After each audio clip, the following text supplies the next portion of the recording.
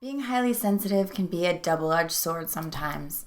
On one hand, we have a different nervous system that we're really attuned to. We know what we feel, we know what we need, and we know what we prefer. On the other hand, that exact same characteristic can very often get us in trouble or get us misunderstood and can cause us some trauma. Watch this video.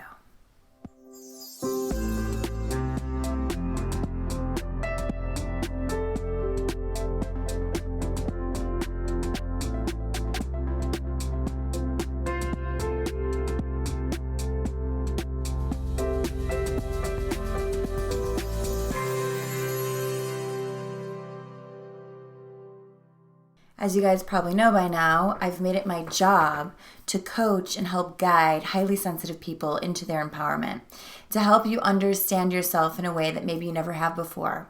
And the reason I do this is because I had to figure it out on my own. And it would have been amazing if I had someone there to sort of guide that way and sort of take away some of the doubt and questions along the way. However, by living into the answers, I feel like I've been able to get deeper and deeper into the understandings and wisdom behind some of these things that up until now have not been completely clear. So I want to start with one thing. Being highly sensitive is a gift. I am thankful every single day that I can tune into people and things in myself in ways that I think a lot of people can't, and what I've heard that they can't. And I love the fact that I can get really, really intuitive and deeply into an energy about something and almost feel it as if it's me and understand it in a different way. However, growing up in childhood, many highly sensitive people carry some PTSD or some trauma. And one of the reasons for this is mirroring. When you're highly sensitive, you're not properly mirrored most of the time. When you're highly sensitive and you're feeling things in a way that you can't explain, you're not going to get someone to completely understand and attune to you. When this happens, most of us get very confused. It kind of leaves us with an uncertain sense of self. It kind of makes us feel different and separate and isolated. In my experience, isolation is one of the most painful things we can experience, traumatizing in itself. The reason for this is when we are suffering, or feeling like we're going through something or feeling something and we're with others and others understand it, you're not alone. You're not suffering. You're going through something. But when you're in an experience by yourself and there's no one to understand or attune to you or be with you, you suffer. When we are alone in our pain, we are suffering. So that's one of the biggest things to realize. When you're highly sensitive and you feel like you weren't properly mirrored, no one is understanding what you're feeling, no one is with you with your feeling, there aren't boundaries for you around what you're feeling. You are isolated. You feel alone. This creates issues for you.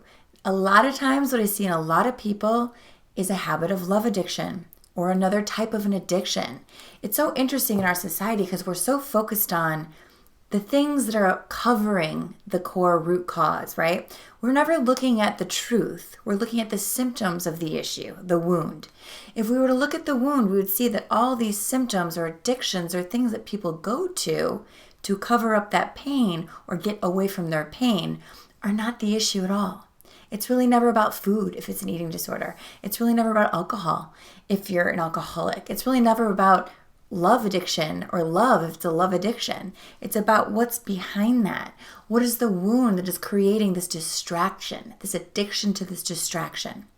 What is the wound that's making you have behaviors that are acting out or sabotaging or doing things that are creating a disruption that will then get you attention, get you someone, get you that person or that community to come to you and say, what's going on? This is what everybody is crying out for, especially highly sensitive people that have trauma. You're feeling alone. You're looking for your tribe. How many of you are watching this video right now and saying, oh my God, I'm finding my tribe? Or, oh my God, where is my tribe? This is the thing I hear 100% of the time is, where are my people? It's not really about finding people that are just like you. It's about finding people that can feel you. It's about finding people that allow you to realize that what you feel is okay, to allow you to realize that what you feel is not wrong or weird or different. You're feeling a lot, and you deserve to feel a lot. And what's so interesting about this is when we tune into that and we realize it's not wrong and we realize it's a gift, we start seeing that what other people are actually not doing is feeling enough.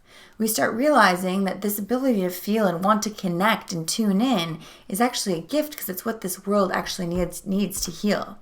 You'll notice that every huge structure or system we have in the world right now is suffering. It's suffering greatly because there is separation. It's either you're better or you're worse or you're this or you're that. There's a lack of unity. As soon as we make one thing right and one thing wrong, one thing desirable and one thing undesirable, we are creating more and more separation, which creates more and more isolation, which creates more and more trauma. So I could go way into this, but this point of this video is to say, if you're highly sensitive, you probably carry some trauma. You probably carry some isolation, feelings of being alone, feeling of being misunderstood, feeling of being unseen. This is totally natural, but you don't need to live like that any longer. You need to understand that you can turn that inward and be your own mirror now. You can see yourself. You can get real about how you feel so that you can heal. And when that happens, you start seeing and reflecting your own ability to feel what you feel, accept what you feel, see what you feel, and then take a step and allow others to see it too. Please leave me comments. You guys know I always get back to you. At least I try to. Please subscribe if you haven't already, and I'll see you next week. Namaste.